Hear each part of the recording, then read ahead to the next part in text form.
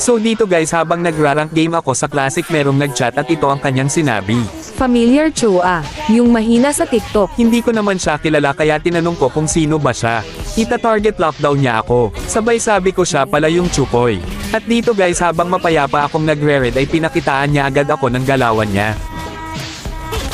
Kaya napasabi na lang ako ng, grabe freestyler pala ta.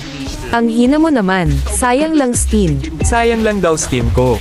At dito ay papakitaan ko lang sana ng freestyle tong Helpert, ang kaso nakasunod agad siya kaya napitas din niya ako.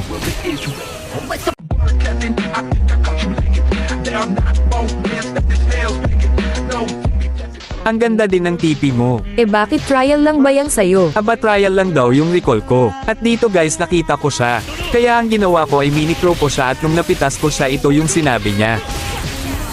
Ang lag yumay. Aba nag-reason agad siya. At so dito guys, papakitaan ko sana siya ng triple recall, ang kaso nagkamali ako pero napitas ko pa din naman siya. Yan ba TikToker, ayusin mo naman. Aba ayusin ko daw. Ako pa talaga yung mag-aayos kaya dito bibigyan mo na kita ng discount at ayusin mo din yung pag-dodge mo.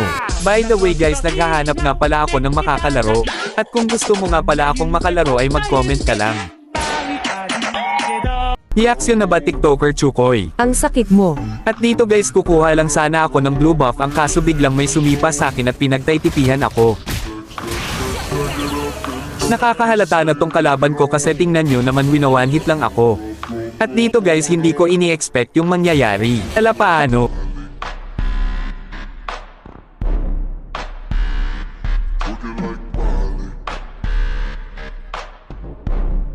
Masyado namang gaya-gaya tong nakalaban ko na ito. Sa akin kasi yon. At dito guys, TP pa siya na one hit tuloy siya. At syempre guys, dahil namali ako sa triple recall kanina, pakitaan natin siya ng walang katapusang triple recall. Siguro guys, sa mga oras na ito natatakot na siya sa mga galawan na ipinapakita ko sa kanya. Hindi niya ata alam na ako si Red Cho ang malakas pa sa mas malakas, at wala pang nakakatalo sa akin kahit isa. At tingnan nyo guys kung paano ko siya gawing lamok. At dahil nga pala ako ang bagong hari ng Spawn Trap ay ipapatikim ko sa iyo ito. By the way guys, kung gusto nyo nga pala mapanood yung mga tinalo ko na top global na TikToker pa ay follow nyo lang ako. Salamat.